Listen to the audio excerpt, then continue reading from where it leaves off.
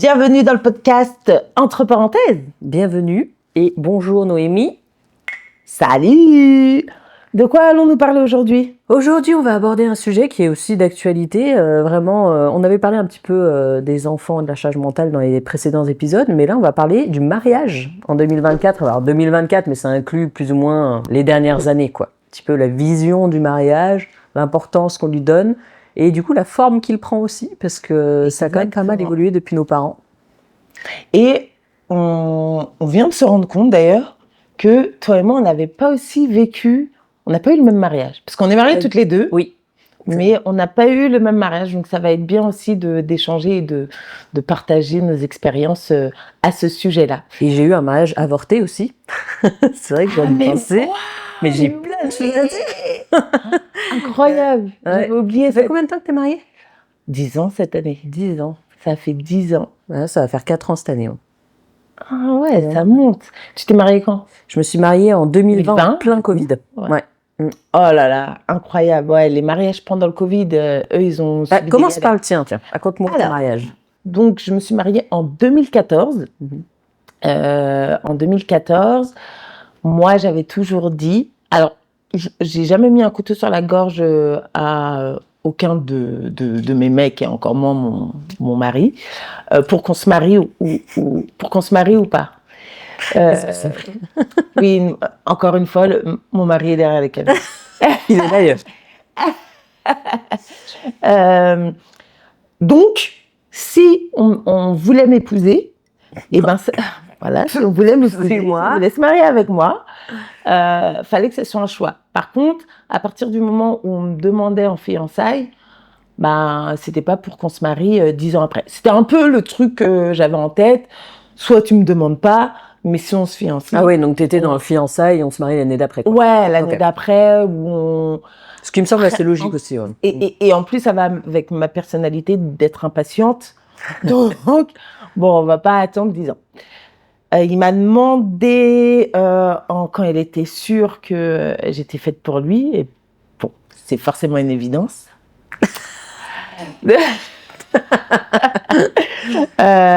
Donc, c'était en fin 2012. Et finalement, on s'est mariés en avril 2014, le temps de tout préparer, etc. On ne voulait pas forcément faire un grand mariage. On s'était dit un petit truc, un petit comité. Sauf que on a 2 grandes familles. Et j'ai plein de familles aux Antilles, j'ai de la famille en France. On s'était dit, tout le monde ne va pas venir parce qu'il y a les billets, il y a ceci. Bon, tout le monde est venu. Au final, on s'est retrouvés à 250 personnes. Waouh. Ouais. Est-ce que je peux demander le budget de ton mariage ? Eh ben, c'est ça. J'allais y venir. Moi, je refusais de faire partie. Je ne juge pas, attention. Ouais. Chacun fait comme il veut, mais moi, je voulais pas qu'on fasse un prêt pour se marier. Ouais, parce que ça doit pas être une galère. Je veux qu'une fois que la fête est passée, c'est bon qu'on ait l'esprit tranquille. Au même titre que quand on part en vacances, il y en a qui achètent leur billet, qui l'étalent sur un an, qui partent en vacances et quand ils reviennent, ils continuent à rembourser leur billet. Moi, je crois que ça me mettrait trop mal d'avoir remboursé mon mariage après un jour, quoi. Ouais, non. Après, comme on dit, on juge pas. On juge pas. Chacun, je peux comprendre de ce qu'ils font, mais en tout cas, moi, on était en raccord avec mon mari et c'était non. Donc, faut qu'on puisse le financer. Ouais. Sauf que quand on voit le nombre d'invités, parce que moi, je fais aussi partie de la génération où, quand les parents ont été invités à un mariage, même si nous, on n'y était pas, t'invites ces personnes-là. C'est un peu la mentalité de nos parents, de mes parents, et c'est un peu ce qu'on nous avait transmis. Donc, on a quand même essayé de casser les codes parce que parfois, on nous disait, mais t'invites pas telle personne, mais je la connais même pas. J'ai des choses à dire. Quand j'avais 5 ans, et encore. Ouais. Et tu l'as quand même fait, tu les as invités ? Non. T'as quand même mis certaines limites. Heureusement, parce que 250 personnes. Il y a même un moment, parce qu'il faut savoir qu'en 2014, j'étais enceinte. Ouais. Donc, quand je me suis mariée. De ta fille, ton premier enfant ? Ouais, de ma fille. Ok. Quand je me suis mariée, voilà, j'avais aussi dans les préparatifs, j'avais mes hormones qui étaient au Tu t'es mariée maximum. enceinte? C'était en début de grossesse? Ouais. Début? J'étais à Ah, mais c'est pour ça que tu t'es mariée, c'était pour pas avoir un enfant dans le péché. c'est ce que j'ai dit. Oh, on va se marier, bah tu m'étonnes. Ouais, et il était dans mon ventre, je l'avais pas encore sorti. Hein? On sait Oui, pas mais comment bon. la graine a été plantée en moi. C'est un mystère. Un mystère. On sait pas si j'ai fauté ou pas, ou si je suis la Vierge Marie. Donc ouais, j'étais enceinte, je crois, de 6 mois. Ah ouais, quand même. Oui, de 6 mois, parce que justement, il y en avait.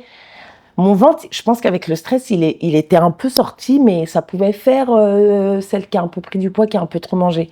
Et c'est au mariage où on l'a annoncé. Putain, mais t'as attendu... Non, mais t'es folle. Mais le stress, plus la grossesse. Ouais. Donc, du coup, pas d'alcool au mariage aussi. Ouais, c'est vrai. Mon mari ne boit pas d'alcool, donc moi, j'ai une amie qui s'est mariée, qui s'était payé 3 semaines de voyage de noces, alcool à volonté, tout inclus avec son mari. Je crois que c'était aux Maldives, un truc comme ça. Et elle a appris qu'elle était enceinte juste avant de partir en voyage de noces. Et elle était malade pendant les 3 semaines. Bah, évidemment, pas d'alcool, pas le fruit de mer. Ça a ruiné son voyage de noces. Et elle a été tellement malade. Elle a dit, j'étais à l'aéroport de Londres parce qu'il y avait une correspondance. Et elle disait, je disais à mon mari, mais va-t'en sans moi, quoi. Je vais te ralentir. Oh non, la pauvre. Ouais, bah, nous, on a enchaîné au voyage de noces aussi et j'étais enceinte, mais franchement, et ça s'est bien passé. Donc, budget, pour en revenir à ta question, franchement, on s'en est pas mal sorti parce qu'il faut savoir que mon mari est DJ, donc il a un ami qui a mixé, on l'a payé, mais voilà, il nous a fait un prix. Ouais, t'as pu avoir des prix. Mon frère est photographe. Il fait des photographes pour le mariage. Alors, il est venu au mariage avec sa femme. Donc, c'était récent leur union. Donc, il voulait pas non plus... il voulait profiter avec sa femme. Donc, je l'ai pas pris lui. Et moi, je voulais qu'il profite aussi en tant que photographe. Mais il m'a conseillé quelqu'un qui, je pense, nous a certainement fait un petit prix. C'était 800 € pour les photos. Donc, je sais pas... non, oui. j'ai pas trop d'idées de prix, mais je pense que c'est bien, c'est très bien. En dessous, ouais. Donc voilà, là on a pris une salle, on allait dans le 60.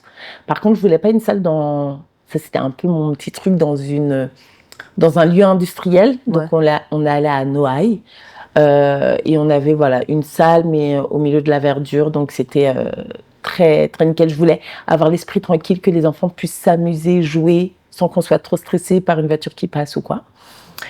Et on s'en est sorti pour peut-être 7 000. C'est tout? Ouais. Avec le traiteur et tout? Ah oui, j'ai oublié. Attends, parce que là, 250 personnes. C'est ma belle-mère, le traiteur. Donc, non, ça t'a enlevé un sacré billet. Ça m'a enlevé un billet de fou. Donc, on a loué la vaisselle. Au départ, j'ai dit non, on prend un traiteur et tout. Là, tu vas en choquer plus d'une. Elle va être en train d'écouter le podcast, dire pardon. Je sais. Et il était incroyable. Et ta robe? Mon mariage. Et ma robe, j'ai acheté une robe, je peux le dire, sur un site chinois. Alors, pas le site d'aujourd'hui, mais c'était un site chinois de l'époque. En tout cas, je savais que ça venait de Chine. Donc, 2014, donc il n'y avait pas tout ce qu'on a là. Mais je voulais juste une base. Ah oui, et je voulais la customiser. Okay.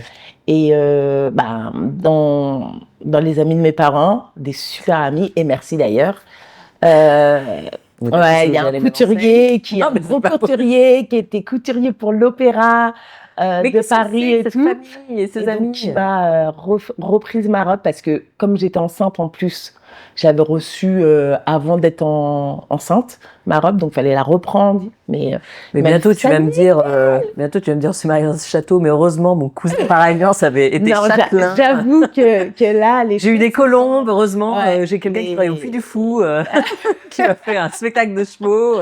Non, j'avoue, les choses se sont bien goupillées. Ouais. Et moi, je voulais pas que ma belle-mère soit le traiteur. J'ai dit, mais attends, on se marie, ton fils il se marie et tout, je veux que tu profites. Elle m'a dit, si tu me prends pas en tant que traiteur, c'est m'insulter parce que tu vas prendre un traiteur, le plat il va être servi, il va être froid, tu vas pas forcément l'aimer, ça va pas être servi. Ça lui faisait plaisir. Ouais. Et franchement, incroyable. Ok. Donc, ton mariage, tu ne regrettes pas, tout était nickel. Non. Il y a un point d'interrogation sur un truc. Ouais. C'est que nous, on avait acheté les boissons. Je suis obligée de le dire parce que peut-être que l'invité qui a fait ça va avouer après avoir écouté ce podcast. On t'a volé des bouteilles. Non, parce que moi, j'ai déjà vu ça. Hein. En vrai, c'est pour ce que je vais dire. Mais on a acheté les boissons, donc en eau. Bon, je vais dire la marque, mais c'est pas un placement de produit. Hein. On avait pris de la cristalline. Évidemment. Et bon, tout le soda. Et sur la table de mariée, il y avait 2 bouteilles d'Eco Plus. Eco Plus. Et quand j'ai vu, je fais, c'est pas nous ça, mais qui a posé ça là? On a demandé à tous ceux qu'on gérait, bah non. Mais bah Eco Plus, c'était quoi? C'était de l'eau, c'est quoi? De l'eau, tu sais, la marque Eco Plus. Alors, c'est pas grave, truc. Mais où était la cristalline? Mais je sais, sur toutes les tables, sauf sur la nôtre, il y avait 2. Donc, je sais pas qui a voulu nous faire une blague ou un truc. On n'a jamais. Bref, c'est nul. C'est étrange. Mais c'est étrange. Alors, c'est nul, mais c'est très étrange comme histoire. Donc voilà, mais sinon, franchement, on a kiffé. Moi, mon mariage, pour moi, c'était vraiment réunir nos 2 familles. D'accord. Et kiffer ensemble. C'est vraiment une dimension familiale. Bah ouais, parce que au final, quand est-ce que tu fais une cousinade ou des trucs, t'as pas toute la famille, plus les amis, plus la famille de ton conjoint qui sont forcément, tout le monde est réuni, 250 personnes, c'est pas tous les jours qu'on réunit ça. Et en plus, moi, donc ça, c'était très important pour moi de réunir vraiment les gens qu'on aime, qui nous apprécient. Mais surtout, je voulais pas que ça soit, parce qu'en vrai, quand on se réunit, c'est aux enterrements, malheureusement.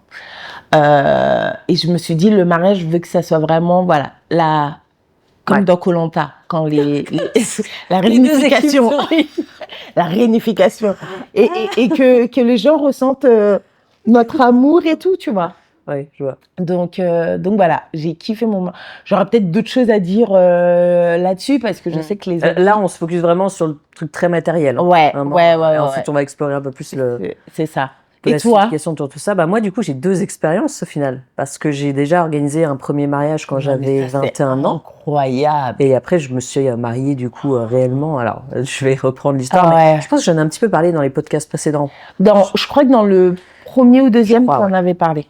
Donc, ceux qui suivent les épisodes, soit vous les avez vus ou pas. Si vous ne les avez pas vus, mais qu'attendez-vous? Bref, je ne peux pas juger. C'est now. Comme ça.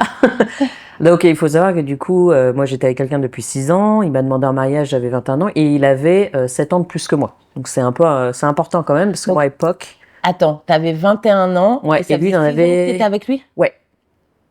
Wow. Oui, je l'ai rencontré très jeune. Et il avait 7 ans de plus. Oui, ne faites pas trop de calcul. C'est incroyable. Et il faut savoir que cette personne, c'était le meilleur ami de ma grande sœur. Et c'était vraiment l'ami de la famille, le meilleur ami de mon cousin. Enfin, c'est quelqu'un que j'ai toujours plus ou moins côtoyé, tu vois. Et donc, du coup, on est sortis ensemble, tout ça. Il m'a demandé un mariage, j'avais 21 ans. Alors, c'est très drôle parce que du coup, c'est vraiment le cliché du mariage. C'est-à-dire qu'il m'a demandé en mariage devant la fontaine de Trévi en Italie. C'était une demande genou à terre, tu vois, c'était vraiment après. Je n'ai pas raconté ma demande à mariage. Mais tant pis, c'est trop tard. Mince, tu veux dire après. Incroyable. Bref. Je m'y attendais pas tellement, même si je savais que je voulais me marier. Mais du coup, on a décidé de se marier en septembre l'année d'après. Donc nous, c'était un peu pareil. À partir du moment où on se fiance, on se marie plus ou moins dans les 2 ans. Parce qu'on vous voit, ceux qui disent « Oui, on est fiancés depuis 5 ans et demi. » Non, les frères, là, vraiment, il faut y aller là. Voilà, faut y aller. Moi, j'aime trop les mariages en plus. Parce que là, c'est plus une bague de fiançailles, c'est un cadeau. C'est une bague, quoi. Exactement. Moi, je dis, il faudrait offrir une bague. Bref, donc on organise le mariage. Et pour le coup, j'avais vraiment cette idée, j'étais jeune. Et j'avais l'idée, pareil, du mariage, un peu en grande pompe, tu vois. Et on avait un budget de 10 000 € à peu près, ce qui est déjà pas mal. Mais par contre, nous, on n'avait qu'une liste de 100 personnes. Hein. J'étais jeune, j'avais vraiment cette idée du mariage comme on l'imagine, voilà, un peu cliché. C'est-à-dire que j'avais pris une très belle salle. À l'époque, j'habitais à Grenoble, donc j'avais pris une salle à la Bastille. Donc vraiment avec vue sur Grenoble. C'était pas une des plus chères, hein, mais c'était tout en pierre et tout. J'avais pris ma robe de mariée dans un magasin de mariage. Elle m'avait coûté 1 200 €. Elle était en dentelle de Calais, c'était une robe sirène et tout. Voilà. On avait pris un vrai traiteur. Vraiment, on avait fait les trucs comme un vrai. Donc là, t'en étais à combien de budget? Je t'ai dit en tout, on en avait peut-être eu pour 10 000 à peu près. Peut-être. Okay. Ouais, à peu près. Je pense entre les bagues et tout, le costume, tout ça. Mais c'était très classique. Et en fait, déjà à l'époque, bon, faut savoir que déjà, ça allait pas trop entre nous parce qu'au final, on a annulé le mariage 3 mois avant la date. Donc j'ai dû revendre ma robe, etc. D'ailleurs, la robe, je l'ai revendue à une dame qui s'est mariée le même jour où j'aurais dû me marier. Donc comme quoi, c'était un signe. On avait les mêmes mensurations et tout. Donc j'étais heureuse de la lui revendre, quoi. Et bon, déjà dans notre couple, ça allait plus très bien parce que de toute façon, on s'était séparés avant le mariage. Mais je pense aussi que l'organisation du mariage a mis en lumière ce qui allait pas. C'est-à-dire que, en fait, je me suis très vite rendu compte que mon mariage ne m'appartenait plus. Alors, est-ce que j'étais peut-être un peu jeune et que mon mec de l'époque avait pas un très très gros caractère et il s'imposait pas beaucoup, ce qui a fait qu'en fait nos familles ont complètement bouffé le mariage. C'est-à-dire que je voulais pas de dragées parce que je trouve ça dégueu, on va dire. Moi aussi. Voilà, bah non, mais les dragées quand même, c'est quelque chose voilà de traditionnel. Enfin, tu vois, on m'emmerdait sur tout n'importe quoi. Pareil, je voulais pas inviter un tel parce que je le voyais jamais. Ah bah non, quand même, parce que c'est le cousin de machin, ou alors si t'invites lui, faut inviter lui. Et en fait, ça commençait à me gonfler, tout simplement. Non, Voilà. Et je pense que ça a contribué aussi au fait que c'est bon, parce que quand tu vois aussi que ton futur mari ne prend jamais position et que t'es un peu seul à porter tout ça et que quand tu lui poses une question, il dit oui, bah peut-être fais comme tu veux. Ça annonce un peu la suite. Voilà, je lui reproche rien, évidemment. Je pense qu'on n'était juste pas fait pour être ensemble. Mais voilà. Et du coup, après ce mariage un peu avorté, et bien finalement, je me suis mariée en 2024. Donc je pense qu'il s'est passé... Non, en 2014. En 2020, pardon. Je me suis mariée en 2020. 2020. Et bah, du coup, c'était plus ou moins 7-8 ans après. 7 ans après, peut-être à peu près. Oui, c'est ça. Je pense. Ça se trouve, je compte très mal, mais je crois que c'est à peu près ça. Et là, rien à voir. Bon, déjà, il y avait le Covid. Et il faut savoir que nous, on s'est mariés aussi parce qu'on immigrait au Canada. Et du coup, il fallait qu'on soit mariés parce que c'était beaucoup plus simple. Okay. Donc, on n'avait pas dans l'idée de se marier forcément, ou alors je pense qu'on se serait mariés ici, au Canada. Mais t'étais pas contre le mariage? Non, j'étais pas contre le mariage, mais ça avait beaucoup moins d'importance pour moi. Okay. J'avais complètement désacralisé le truc. Pour moi, c'était, mariage, c'est cool, mais ça nous concerne que nous, limite. Tu vois, c'était vraiment... c'était important pour moi que ça veuille dire quelque chose pour mon mari et que c'était vraiment que entre nous, tu vois, que ça inclut même plus la famille. C'est pour ça que tu as comparé à ton histoire. Moi, il n'y avait pas cette histoire de je veux que ma famille soit ensemble, je veux que ce soit une réunion et tout. À la limite, on aurait pu se marier que tous les deux, tu vois, ce qu'on appelle un elopement, je crois, que ça s'appelle ici, où tu te barres que avec ton mari, que tu te maries que entre nous. Moi, ça m'a... Ouais, avec les témoins et basta. Et du coup, c'est pour ça que ça m'a beaucoup arrangé qu'il y ait le Covid, parce qu'au final, bah, à l'époque, on pouvait pas être plus de 10 dans une mairie. Tout le monde était plus ou moins confiné parce qu'il y avait encore le couvre-feu à cette époque-là.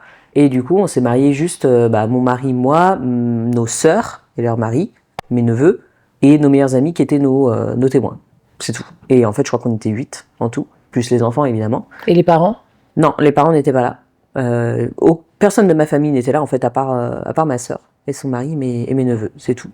Et je regrette tellement pas. Vous étiez, attends, ça fait combien? Vous étiez même 8, 10? En fait, il y avait moi, mon mari, nos sœurs, leurs époux, et les nos meilleurs amis. Donc, on était 8 adultes et puis 4 enfants.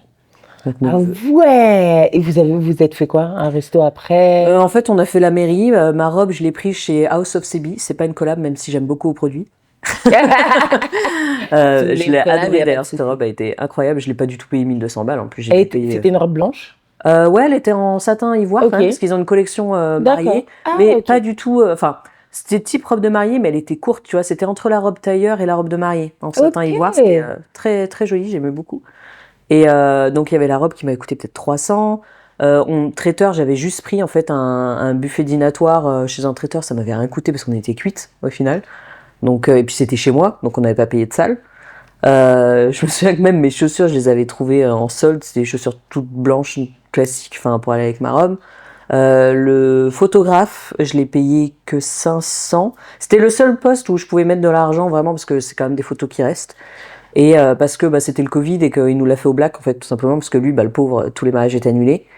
Et en fait, il avait quasiment plus de chiffres qui rentraient. D'ailleurs, il est incroyable ce photographe. Bref, j'en fais régulièrement la pub sur mon Insta. On est toujours amis à l'heure actuelle, on se parle toujours. Et du coup, je l'ai payé au black parce que lui, ça lui permettait de vivre, quoi, le pauvre. Hein, on va pas se cacher, on a tous fait du black pendant le Covid. Et donc du coup, au final, mon mariage, il m'est revenu, je sais pas, peut-être à 2000 balles, grand max avec les alliances.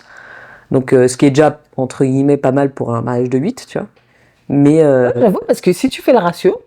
Ouais. Donc tu t'en es bien sorti, hein. C'est pour ça que je dis vraiment. Ouais, non, j'avoue. Après, Et ma sœur a fait le gâteau. En 2014. Ouais. 2014, les tarifs n'étaient pas... Aujourd'hui, je pense que pour le même mariage, avec les mêmes prestations, on doublerait. Ouais, et puis t'avais beaucoup de gens qui t'ont fait des prix aussi que tu connaissais. C'est ça. Mais justement, même avec ces prix-là, on doublerait parce que tout a explosé. Là, c'est incroyable. Moi, je vois, j'ai mon beau-frère qui se marie l'année prochaine. Il me donne les prix, mais les devis. Mais moi, c'était 2 fois moins déjà. Rien que sur les devis qu'on avait. Mais complètement. Là, c'est la folie. C'est un business. Et toi, tu t'es mariée, du coup, plutôt pour l'immigration. Ouais. Alors attention, j'aime mon mari. Oui. Mais c'était vraiment dans cette idée-là. Et en plus, on a décidé de se marier. On s'est marié 2 mois après, tu vois. Ça s'est fait vraiment rapidement. Ouais. Bah oui, parce qu'au final, t'as pas grand-chose à organiser. Donc, si t'avais pas immigré, tu te serais pas mariée? Ou je pense que oui, quand même. Mais je pense qu'on se serait mariés ici, puis on aurait fait un truc encore plus petit, je pense. Je pense qu'on serait partis, je t'ai dit, en elopement, donc vraiment que nous deux dans un chalet, et puis on aurait fait notre truc. Sachant que mon mari actuel, lui, sa vision du mariage au début n'était pas du tout la même que la mienne. C'est-à-dire que lui, il vient d'une famille où les mariages, ils sont plus d'une centaine de personnes, voire 200 parfois. Des grands mariages. Très vieille France, tu vois, très, église, mairie, tout ce que tu veux. C'est vraiment avec des gros budgets. Et la famille paye aussi, ça, c'est un truc que je voulais absolument pas, que ma famille paye mon mariage. Mais c'est un choix personnel. Et en fait, j'ai changé un peu sa vision du truc parce que je lui ai dit... en fait, moi, j'étais déjà passée par là. Et en fait, je voulais pas revivre ce truc de mon mariage ne m'appartient plus, tu vois. Et même si c'est plein de bonnes intentions, hein, je savais, c'est obligé que ça se passe comme ça au bout d'un moment, tu vois. T'as dit un truc qui me parle beaucoup, c'est t'as dit je voulais pas que la famille paye. Ouais. Moi, c'était la même chose. Donc, comme j'ai dit pour ma belle-mère, je lui avais dit... Moi, je veux avoir l'esprit tranquille et en fait, j'aime pas être redevable. Ouais, c'est ça. C'est-à-dire que je sais que ça part d'une bonne intention, mais moi, je sais que derrière, moi, je vais me sentir redevable. Même si on me demande rien, c'est comme ça, c'est mon fonctionnement. Oui, et puis tu leur donnes forcément un petit pouvoir de décision du coup, parce que c'est eux qui te l'offrent. Aussi. Et ça, c'est un truc que je voulais absolument. Aussi. Et moi, je m'étais dit, je ne veux pas. Ma belle-mère, elle m'a dit, non, mais si tu me prends pas, c'est comme si tu m'insultais. Et je savais que ça lui faisait vraiment plaisir. Je lui ai fait, ok. Mais par contre, je veux pas savoir comment tu gères, qu'est-ce qui se passe. Ouais, juste, je te laisse carte blanche, je te fais confiance. Après, c'est son métier, donc... Ouais, mais je veux pas être dans la gestion. Même ça, pour la petite histoire, elle a en fait, pour la viande du mariage, elle a une ex à mon beau-frère, travaillait à Sodexo. Et du coup, elle avait de la viande en grande quantité, donc voilà. Et 2 jours avant mon mariage, en fait, cette nana, moi, j'avais pas plus d'affinité que ça avec elle. Ce qui se passait avec ma belle-mère, ce qu'elle gérait entre elles, c'était pas... Moi, je voulais rien savoir. Et j'ai rien demandé de base. Et 2 jours avant mon mariage, comme je ne l'avais pas mis comme je suis danseuse, j'avais fait une petite choré avec les demoiselles d'honneur et les hommes d'honneur, ouais. Et dans les demoiselles, il y avait mon groupe de danse et mes sœurs. Et dans les hommes d'honneur, il y avait son frère et ma belle-sœur aussi, donc sa sœur. Et il y avait son frère et pareil, des amis, cousins. Et donc on a fait faire une choré où à un moment il faut être en couple. Et cette nana avec qui j'avais pas d'infinité m'a reproché de ne pas être dans la chorégraphie dans les garçons et demoiselles d'honneur. Déjà, tu vois, on n'a pas élevé les cochons ensemble et on n'a pas d'affinité, donc je vois pas pourquoi. Bref. Et après 2 jours, donc je suis enceinte. Faut se remettre dans le contexte. Je suis enceinte, j'en peux plus et tout. On est déjà, parce que le mariage, on en parlera après, mais c'est un stress de fou. C'est horrible. Enfin, pour moi, la première fois, oui. La deuxième, c'était beaucoup plus chill. Ah ouais, non, pour moi, c'était stressant. Parce que c'était la première. Et elle m'a dit, oui, en plus, j'ai aidé ta belle-mère à avoir ça. Mais en fait, je m'en fous. C'est pas mon problème. Moi, je veux rien savoir. J'ai rien demandé. Ouais. Et donc, il y avait ça. Et il y avait aussi quelqu'un que j'adore dans la famille qui voulait nous offrir le champagne. Ok. Parce que c'était important. Bon, c'est le parrain de mon mari. Et en fait, c'est vrai que au premier abord, je me suis dit, mais c'est énorme. Donc, je vais pas lui faire, tu vois, avoir cette dépense-là. Pour nous, c'est tellement touchant, c'est tellement gentil, mais ça me gênait en fait. J'étais gênée de de me dire, il va mettre autant d'argent pour nous. Et donc, j'ai refusé. Je crois que... je pense qu'il l'a compris. Le pourquoi du comment on avait dit non, mais t'inquiète, c'est bon, on va le prendre nous-mêmes. Mais au départ, je pense que ça a été mal perçu parce que c'est vrai que quand on fait un cadeau, en fait, faut apprendre à l'accepter. Je travaille dessus parce que c'est vrai qu'il faut aussi apprendre à accepter les cadeaux. Je comprends. Alors, j'ai une anecdote sur le champagne. Pour mon premier mariage, mon grand-père nous a offert le champagne, le rosé. Enfin, il s'occupait de tout l'alcool parce que mon grand-père, il adore ça. Il voulait vraiment faire ce cadeau-là. Donc, on parle de plusieurs caisses parce qu'on était une centaine de personnes. Ces caisses ont été entreposées chez les grands-parents de mon ex, du coup de mon futur mari de l'époque. Et du coup, quand on s'est séparés, je n'ai plus jamais eu de nouvelles de ces alcools. Donc j'imagine que soit ils sont toujours là-bas, peut-être qu'il s'en est servi pour son mariage. Je ne sais pas, ce sont des suppositions, mais je n'ai jamais récupéré du ces coup caisses payé d'alcool. par ton grand-père. Ouais. Oh là là. Après, je ne sais pas ce qui s'est passé, mais ton grand-père ne les a pas récupérés. Non, je suis quasiment sûre que non. Nous, on était allés jusqu'à Épernay pour aller chercher notre champagne et franchement, trop bon. Moi, je vous conseille de faire ça, d'aller voir les producteurs locaux. C'est souvent des bons prix en plus. Ouais, et puis tu les goûtes, on avait l'étiquette un peu personnalisée. Et t'es pas obligé de prendre un champagne. T'as des champagnes qui n'ont pas l'appellation champagne parce qu'ils sont pas faits en champagne. Voilà, mais qui ont la même qualité, qui sont même parfois meilleurs et que tu vas payer 3 fois moins, quoi. Ouais. Non, franchement, donc ça, c'est un bon plan. Ça, c'était pour le côté matériel. Mais selon toi, je pense qu'on aura peut-être les mêmes idées. Pourquoi les gens veulent se marier et pourquoi les gens ne veulent pas se marier? Je pense qu'il y a plusieurs catégories. Dans ceux qui veulent se marier, d'après ce que je vois autour de moi, à force d'en discuter, il y a ceux qui se marient parce que c'est un peu le déroulé logique des choses, tu vois. On est ensemble, on emménage ensemble, ça fait un petit moment qu'on est ensemble, donc on va se marier. Est-ce que c'est une bonne ou une mauvaise raison?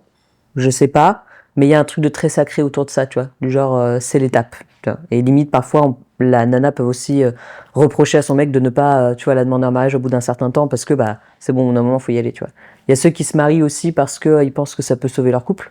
Ça, j'en vois énormément. Alors, ils le font peut-être pas consciemment, mais tu sais, ils viennent de traverser une phase difficile, ou ils ont failli se séparer, ou ils sont peut-être déjà séparés, ils se sont remis ensemble, et en fait, on dirait qu'ils veulent se prouver que ça va, et du coup, qu'ils se marient. Ils demandent. Et pour, tu sais, j'ai fait une bêtise, je t'ai trompé, mais l'autre pardonne, mais comme t'as pardonné, on est dans cette énergie de paillettes et ça y est, je te demande en mariage. Tellement qui font ça, vraiment. Mais même pas forcément sans s'en rendre compte, ouais. T'as raison, c'est un petit peu ce côté, tout va bien, donc finalement c'est bon, on peut passer à un next step, alors que comme on le disait dans le podcast précédent, justement, quand tu reviens avec quelqu'un, c'est le début d'une nouvelle relation. Donc ne vous lancez pas comme ça dans le mariage. Bon après, oui, tu peux divorcer, bon c'est un peu chiant, mais justement, je trouve que les mariages les plus sains, ceux qui marchent le plus autour de moi dans ce que je vois, c'est les mariages un peu, pas sans prise de tête, mais où c'est vraiment... on le fait pas parce que c'est logique, tu vois. On le fait parce que on s'aime et qu'on a envie de le célébrer, mais fondamentalement, ça va pas changer quelque chose dans ton couple. Moi, souvent, j'entends le mariage, c'était le plus beau jour de ma vie. Moi, ce n'était absolument pas le plus beau jour de ma vie. Enfin, c'était cool, tu vois. J'ai passé une super journée. Je suis contente d'être mariée, mais ce n'est pas du tout le plus beau jour de ma vie. Et ça n'a absolument rien changé dans mon couple. Et le soir, je suis rentrée chez moi, on a fait notre apéro dînatoire, on a se coucher, puis c'est bon, tu vois.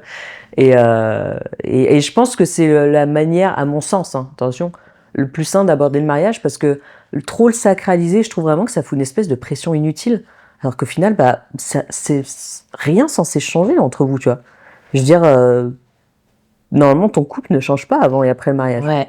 Moi je te rejoins sur ça, savoir que y a plusieurs personnes qui aiment qui célèbrent leur mariage pour multiples raisons. Moi, j'aimerais revenir sur le point, et là, je mets un peu ma casquette de psy, thérapeute. C'est en fait, avant de vous marier, avant de faire le choix, il faut vraiment essayer d'aborder, on ne pourra pas tout aborder, mais essayer d'aborder les sujets les plus touchy, un peu, dans son couple. Nous, c'est ce qu'on a fait avec mon mari. Genre, vous vous êtes vraiment posé en disant, OK, on se marie, on va parler de ça. Pendant plusieurs mois. Hein. Ouais, d'accord. Mais ça dès s'est qu'il y avait un naturellement. sujet, oui, ça s'est fait naturellement parce que nous, on est énormément dans la communication et je sais que c'est pas dans tous les couples où il y a cette communication qui est aussi facile, aussi aisée. Si par exemple, vous êtes suivi par un thérapeute, allez voir votre thérapeute et dites-lui que là, vous êtes sur le point de vous engager avec votre compagnon. Et la thérapeute, normalement, saura poser les choses. OK, est-ce que vous avez travaillé ça? Est-ce que vous avez échangé là-dessus? Un sujet comme ça, je me rappelle, on avait cette conversation, c'était, parce que j'étais enceinte, c'était si l'enfant, notre futur enfant est polyhandicapé ou est trisomique ou enfin, comment tu abordes la chose, comment tu voudrais aborder la chose, qu'est-ce qui serait bien de faire. On n'avait pas tout le temps les réponses parce que parfois on allait vraiment chercher des sujets vraiment sensibles. Mais en fait, ne serait-ce que d'aborder ce sujet, ça enlève déjà un premier tabou. Ouais. Ça peut être l'éducation. Je parle beaucoup d'enfants parce que je me rappelle, on avait pas mal abordé ce sujet-là parce que j'étais enceinte. Forcément. Mais on s'était mis d'accord que être ensemble, être en couple, avoir un enfant ensemble, donner une éducation ensemble, c'est aussi être aligné. On peut ne pas être d'accord. J'ai grondé ma fille parce qu'elle a fait ça, mais toi tu te dis que non, il n'y avait pas de raison de la gronder. Ok, par contre on n'en parle pas devant notre enfant. Ouais. On en parle en off. Et tu vois, c'est des petits trucs sur lesquels on se mettait d'accord pour se dire que notre mariage, pour qu'il continue et qui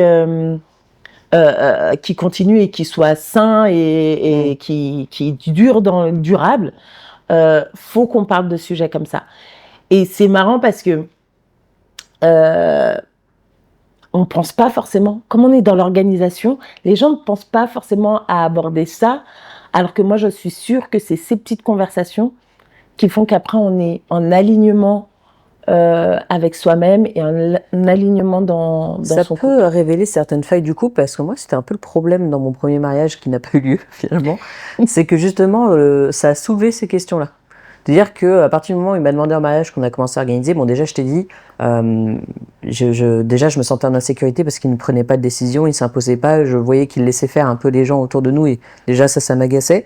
Mais du coup ça a soulevé d'autres questions. C'est-à-dire où est-ce qu'on veut vivre, où est-ce qu'on va acheter, s'il veut des enfants. Et en fait, c'est trop bizarre parce que ça faisait très longtemps qu'on était ensemble, mais on n'avait jamais vraiment abordé ces questions parce que déjà j'étais plus jeune que lui. Lui forcément, naturellement, c'est des questions qui se posaient, mais on n'en avait jamais vraiment parlé. Et en fait, au fur et à mesure des mois, c'est là que je me suis rendu compte que finalement, on n'était pas fait pour être ensemble, tu vois. Bien que, pendant toute notre relation, on s'engueulait jamais, tout le monde pensait qu'on était un couple parfait, tu vois. Et ça a étonné beaucoup de monde quand on s'est séparés.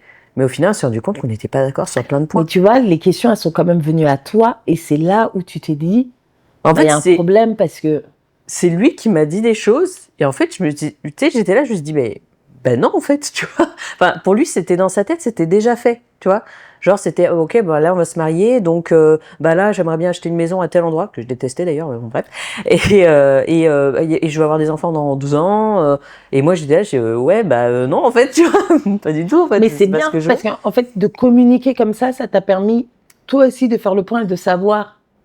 En fait, moi, je ne vais pas prendre ce chemin-là. C'est ce que tu es en train de me dire, c'est d'aller là et je ne veux pas prendre cette direction, je vais prendre celle-là. Et en fait, à la fin, c'était plus du tout simple parce que j'essayais d'en discuter avec lui, parce que parfois, tu peux trouver des compromis, discuter, échanger des points de vue, tu vois. Et en fait, je sentais que comme j'étais plus jeune que lui, et que lui, il considérait je pense vraiment qu'il a considéré qu'il avait fait un sacrifice d'attendre, en fait, puisqu'il est sorti avec moi, j'étais très jeune, et d'attendre que je sois prête, entre guillemets, pour pouvoir démarrer ce genre d'envie avec lui, et que j'avais 21, 22 ans, et que j'en avais toujours pas envie. D'ailleurs, je n'ai toujours pas d'enfant, hein, je tente un an, donc il aurait pu attendre un bon moment. Et en fait, je pense qu'il s'est senti trahi un peu, tu vois, qu'il s'est dit, merde, tu vois, j'ai attendu tant d'années, puis au final, elle en veut pas, ou elle veut pas se lancer là-dedans, tu vois. Et c'est pour ça que j'ai pris la décision de partir. Et je lui ai dit non, mais là, ça. Ça, c'est très bien. Ça montre, donc c'est important de vraiment poser les choses. Et j'entends que ça soit compliqué de les poser, que ça soit compliqué de communiquer. Mais en fait, si vous vous mariez sans réussir à communiquer, ça risque d'être compliqué pour après. Donc, faites-vous accompagner, en fait. Le mieux, c'est de se faire accompagner. Et pourquoi tu penses, du coup, que les gens ne veulent pas se marier? Alors, moi, je pense qu'il y a plusieurs raisons. Déjà, parce que ça peut être très coûteux.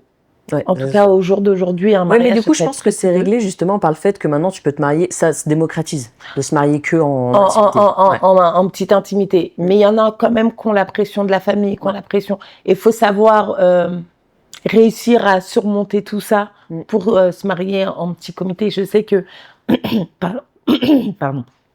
Parfois, on a une pression culturelle, une pression sociale, religieuse aussi. Religieuse, familiale.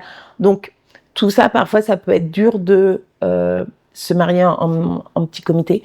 Mais je pense que les gens, donc le coût financier, ça peut être une première raison.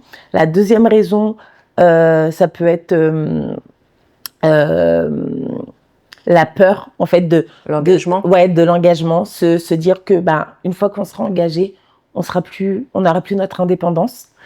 Chose qui pour moi, est complètement faux. Moi, mon indépendance, je ne l'ai jamais perdue et je suis très indépendante. Je pense que la seule chose qui a changé, parce que je t'ai dit que ça changeait, moi, ça n'avait rien changé entre avant et après mon mariage. Je pense que la seule chose qui a réellement changé, c'est que je me suis dit, ok, là, je m'engage avec lui, mais dans le sens où ma vie reste la même, mais je m'engage à être présente et à me battre pour notre relation.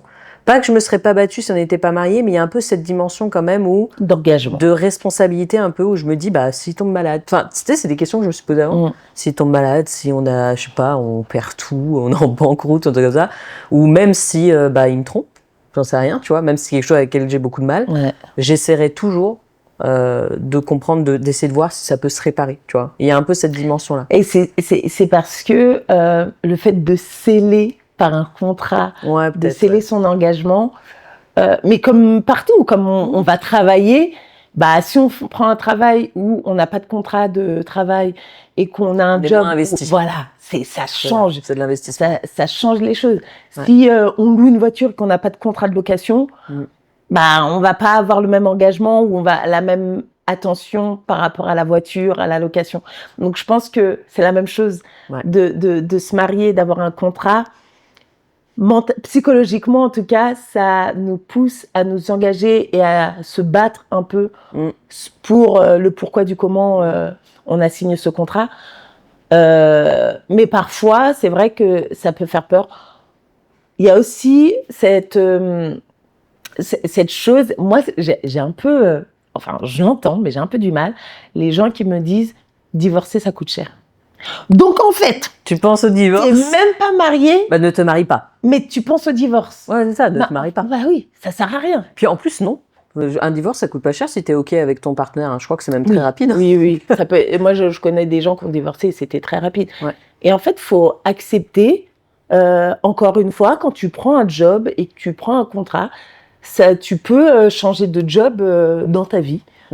Tu changeras de job, mais si tu changes de job, c'est parce que tu as voulu ou parce qu'il y a eu des choses de la vie qui ont changé et qui font que tu as dû changer. Un mariage, c'est la même chose.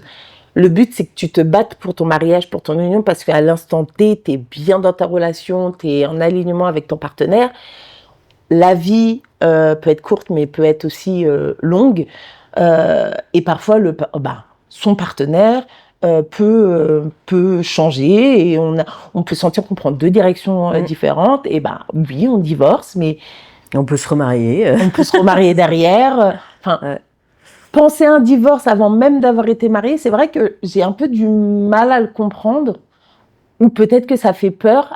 Alors non, j'ai pas du mal à le comprendre. Je le comprends parce qu'on peut avoir un schéma familial qui fait qu'on a cette peur-là qui reste. Mais je suis pas sûre que ça soit la bonne raison de ne pas se marier. Ok. Alors, je pense aussi que les gens veulent moins se marier. C'est un peu le même symptôme que ceux qui ne veulent plus d'enfants. Tu sais, un petit peu la nouvelle génération, là, dont je fais plus ou moins partie. On en parlera dans un autre podcast. Mais je pense que c'est un regroupement de choses. C'est-à-dire que maintenant, la vision du mariage... Alors, je pense que les réseaux sociaux ont un grand rôle là-dessus parce que maintenant, on est tellement dans la surconsommation de plaisir rapide et qu'on a beaucoup moins tendance à se battre pour ce qu'on veut ou à vite laisser tomber parce qu'on a très vite quelque chose d'autre à proposer. Tu sais, c'est un peu bête, mais retrouver un mec, par exemple, pour une femme, je parle, c'est beaucoup plus facile maintenant. C'est-à-dire, tu te sépares avec quelqu'un, maintenant, tu peux rencontrer quelqu'un à l'autre bout de la planète via les réseaux sociaux. Tu as une multitude de choix, et du coup, je pense qu'il y en a qui se disent, mais pourquoi je me battrais pour un truc qui marche pas? Pourquoi je m'engagerais avec cette personne, si je peux peut-être avoir mieux ailleurs, tu vois? Et il y a un peu ce côté, non, je vais pas m'attacher à quelqu'un parce que potentiellement, il y a peut-être mieux ailleurs. Tu sais, il y a un peu ce côté consommation. Non, mais il y a ça. Et il y a aussi l'image de nos parents. Parce que moi, je sais que dans ma génération, on est beaucoup à avoir des parents divorcés. Et en plus, eux, ils étaient d'une école où, non, on reste ensemble tant que les enfants sont à la maison.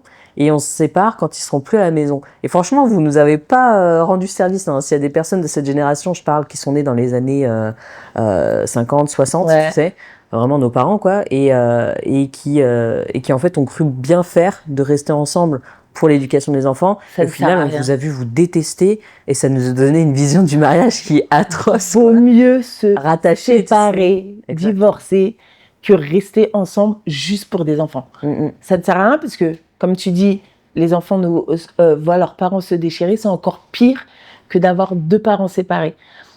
Moi, j'ai souvent vu ça en consultation, c'est que les couples qui ont en solution la séparation, mais qui sont effrayés par le fait de divorcer ou de se séparer, me sortent, ouais, mais pour les enfants, c'est mieux pour leur équilibre parce que je sens que là, ça va être compliqué. Non.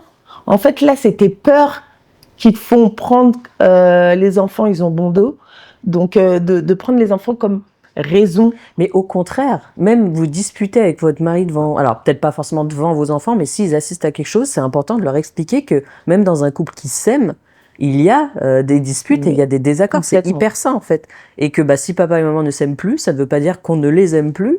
Et en fait, c'est utile quoi. Non, mais c'est exactement ça. Donc ne restez pas ensemble parce que vous avez des enfants. Allez chercher qu'est-ce qui vous fait peur. Allez chercher pourquoi vous utilisez vos enfants comme excuse. Moi, j'ai vu des gens qui avaient même un enfant parfois qui avait un handicap et qui divorçaient quand même, qui se séparaient. Alors que je trouve que là, ça pourrait s'entendre parce que la gestion quand on est seul d'un enfant qui est handicapé, ça peut être, qui a un handicap ou plusieurs handicaps, ça peut être plus compliqué. Et finalement, ils l'ont fait et ça se passe super bien. Et il y a une gestion, il y a un équilibre. Forcément, il y a un équilibre à retrouver. Mais non, on reste pas ensemble pour des enfants. Il y a autre chose aussi, c'est que c'est totalement ok de pas se marier et d'être très heureux et d'avoir des enfants, d'acheter une maison, et de ne pas s'être marié. Il faut juste se dire que moi je conseille. J'avais écouté un podcast à ce sujet-là. Je sais plus c'est sur quoi. Qui disait pourquoi entre guillemets faut se marier, mais c'était un podcast plus orienté sur tout ce qui est fiscalité, patrimoine, voilà. Si il faut en avoir conscience. Exactement. Si t'es OK avec ça. Si vous n'avez pas de patrimoine et que vous ne voulez pas vous marier, bon, à la limite. Mais je crois même que si t'es pas marié, je crois, de toute façon je suis pas avocate, mais je crois même que si t'es pas marié et que tu achètes une maison, tu peux toujours faire un acte notarial à l'avocat. Alors, faut faire un contrat de mariage. Même, si. Mais alors, pas forcément de mariage, je crois pas. Si t'es pas marié, par exemple, le Pacs, ça n'a aucune valeur fiscale pour. Si par exemple je suis avec mon mari, qu'on est pacsé, qu'on a des enfants, ça n'a pas de valeur légale. Ouais, légale, le Pacs. Le mariage, oui. Si mon mari, il y a beaucoup de situations comme ça où les familles recomposées qui se marient. Donc je suis pas avocate non plus, mais qui se marient et qui ne font pas de contrat de mariage, mais il y en a un qui a déjà des biens avant. Ça, c'est une erreur. Oui, parce que du coup, l'autre personne a automatiquement droit à... Faites des contrats de mariage. Vous allez chez le notaire, vous faites votre contrat de mariage et vous clarifiez tout. Oui, parce que l'amour, c'est bien, mais quand ça s'en va, parfois, il n'y a plus de règles. Ouais, non, mais c'est ça. Et puis, en plus, si vous êtes en couple, votre nouveau partenaire, normalement, il est censé accepter de faire un contrat de mariage. S'il n'accepte pas, c'est que c'est bizarre. Ouais, c'est vrai. Faites un contrat de mariage, vous avez du patrimoine, que vous ayez des enfants ou pas, vous avez du patrimoine avant votre rencontre, que vous avez ou pendant votre rencontre, mais vous êtes la seule ou le seul à avoir investi dedans. faites un contrat de mariage. Et moi, j'entends à chaque fois, non, mais c'est bon, je fais confiance et tout. Oh, cette phrase me rend dingue. Non, en fait, arrêtez avec votre confiance. C'est pas une histoire de confiance. C'est pas une histoire de confiance. Vous vous aimez, ça c'est bon. Mais on sait jamais ce qui se passe dans la vie. Ouais, faut sécuriser en fait. Et puis dans le couple, c'est pas que pour la personne qui a qui doit penser à ça. L'autre aussi qui n'a pas doit pousser sur le contrat de mariage. Renseignez-vous, même si vous me croyez pas là, même si vous n'êtes pas d'accord avec ce que je dis, appelez un notaire, renseignez-vous, un avocat, les conseils sont gratuits. Donc, allez chercher les informations. Encore une fois, on en revient à toujours la même conclusion dans nos podcasts, c'est que quand on parle du couple en tout cas, c'est que certes, il y a le couple et l'amour, mais vous êtes deux personnes différentes. Et ça, faut vraiment pas l'oublier sur plein de points, et notamment ce point-là, quoi. Ah non, mais c'est clair. Donc, mariage, oui. Sécurisé, oui. Moi, par exemple, j'ai pas fait de contrat de mariage parce que quand on s'est mariés, on avait acheté ensemble. Donc, c'était le même apport, même truc. Donc, oui, vous avez pas de... Voilà, il y avait rien, il y en avait pas un qui avait mis plus que l'autre et tout. On n'a pas fait de mariage parce que notre patrimoine, on l'avait ensemble et on s'est mariés sous le régime. Ah oui, pensez bien au régime. De biens. Ouais. Donc, communauté des biens. Oui, c'est ça. Donc, mais il y a plusieurs régimes. Renseignez-vous, ne vous mariez pas comme ça, sans réfléchir. Et les deux doivent se renseigner. Comme ça, vous mettez ensemble. La responsabilité sur les deux. Ouais. Exactement. Et messieurs, là, investissez-vous. Alors, je sais que les femmes ont tendance à... à vouloir tout gérer, tout driver. C'est un peu des lapsus. Elles disent souvent, mon mariage... mon mariage était comme ça. C'est vrai. Et c'est ça. On va rester 2 heures sur ce sujet. Mais quand j'ai organisé mon premier mariage, j'étais sur des forums, pour aider à trouver des prestataires et tout. C'est une secte, quoi. C'est une secte. Dire les nanas, il y en avait même qui allaient. Alors ça m'a choqué de ouf. Mais après, je juge pas encore une fois, mais elles allaient même jusqu'à savoir que leur mec voulait les demander en mariage et elles allaient elles-mêmes choisir la bague de fiançailles pour qu'ils choisissent la bonne, pour qu'ils puissent la demander en mariage. Ça casse tellement la magie. Et en fait, elles étaient dans le contrôle comme ça. Laissez un peu de spontanéité. Bon, après, peut-être qu'il y a des hommes qui veulent pas aussi s'investir dans l'organisation. Peut-être aussi. Ouais, mais du coup, les hommes qui ne s'investissent pas du tout dans les préparatifs, dans le mariage. Ça m'agace. Et surtout, pourquoi vous marier si derrière vous y trouvez pas Pour moi, c'est le reflet de l'avenir. Ça a été la grande différence entre le premier et le deuxième, parce que le deuxième, mon mari s'est quand même investi, même si c'était pas un très gros mariage. Mais alors le premier, pas du tout. Et pour moi, ça veut dire énormément. C'est-à-dire que si même là, il s'investit pas, alors que c'est censé être quelque chose pour nous, notre couple, qui va nous représenter, et qui s'en fout, en fait, il va faire quoi quand je vais porter son gosse, en fait? Donc je vais l'élever, tu vois, il va dire, non, moi ça m'intéresse pas. Mais tu vois, pour moi, c'est vraiment. Et pourtant, cet homme-là, à l'époque, voulait un enfant avant qu'on se marie. Heureusement que j'ai dit non, parce que pour moi, ça a été très révélateur le mariage. Je savais que on était incompatibles.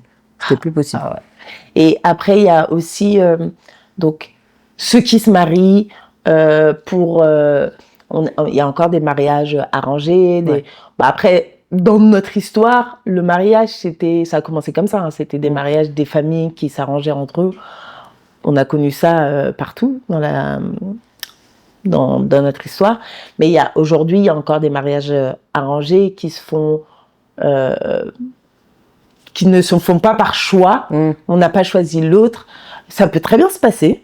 Par la suite. J'ai pas assez de... Ouais, moi j'ai des exemples où c'est des mariages arrangés, où d'ailleurs j'en ai vu en consultation. Ouais, j'en ai vu en consultation, où c'était des mariages où c'est vraiment la famille qui a demandé, qui a choisi dans l'autre famille, un tel, ma fille. Et franchement, j'essayais de voir si éventuellement ils étaient ensemble parce que c'est comme ça, et parce qu'ils avaient que ce schéma-là. Ou s'ils ont développé. Ou si, du coup, ils ont développé. Et il y en a qui, on sentait l'amour. En fait, ils venaient souvent, ceux où on sentait l'amour, ils venaient pas me voir pour des problèmes de couple. Ils venaient plus pour des dysfonctions sexuelles. Ok. Parce qu'il faut savoir que souvent, dans ces mariages arrangés, au niveau de la sexualité, ils la développent après le mariage. Donc voilà, ils avaient plus des questions et peut-être des dysfonctions sexuelles, et souvent la sexualité c'est très tabou, et moi je trouvais ça incroyable qu'ils viennent me voir justement, qu'ils arrivent à pousser les portes de mon cabinet. Mais parce que, attention, là, je rentre peut-être dans le cliché, hein, je veux heurter personne, mais souvent les mariages arrangés, c'était dans un contexte religieux. Oui. Ouais. Enfin, en tout cas, moi, ce que j'ai eu, c'était dans un contexte religieux. Après, je sais qu'il y a ça dans la noblesse aussi. Okay. Dans les gens, dans la noblesse, c'est pas forcément religieux, c'est que, voilà, ça fonctionne comme ça. Un peu comme nos rois, nos reines, voilà, truc. Ça existe encore. Moi, j'en ai pas eu au cabinet. Moi, c'était plus pour cause religieuse. Mais ils ont développé du respect, de l'amour, de la compréhension, de la communication. Et c'était bien parce que, déjà, j'aurais disais, mais vous êtes arrivé au cabinet, vous avez fait déjà un énorme travail. Et puis, on parlait, on déconstruisait les choses, les idées reçues. Et eux, ça leur enlevait un peu leurs œillères, mais parce qu'ils avaient connu que ça, ou entendu que ça, ou ils n'avaient pas eu abordé tel sujet. Donc ça, c'était top. Donc, il y a des mariages quand même arrangés qui fonctionnent et qui peuvent fonctionner. Mais encore une fois, et je me répète tout le temps, ça fonctionne parce qu'il y a une communication et du respect. Ouais. Les piliers. Ouais, exactement. Donc, on a dit pas mal de choses. Moi, j'ai encore plein de choses à dire. Ouais, mais là, je crois que c'est beaucoup trop long. Mais en tout cas, on a fini sur une belle note quand même.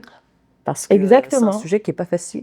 Moi, j'aimerais bien que, en commentaire, posez-nous vos questions. Franchement, dites-nous pourquoi vous voulez vous marier, pourquoi vous ne voulez pas vous marier. On peut tout à fait faire des parties D, rien qu'avec vos questions, vos problématiques. Franchement, on a des limites s'il faut.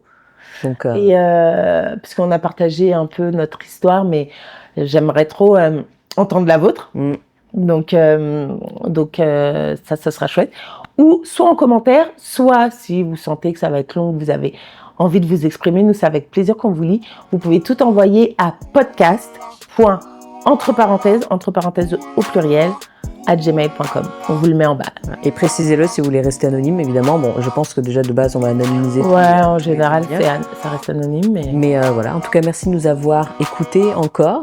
Et puis merci. C'est toujours un plaisir pour nous. Et on se dit à très bientôt. Exactement. Ciao.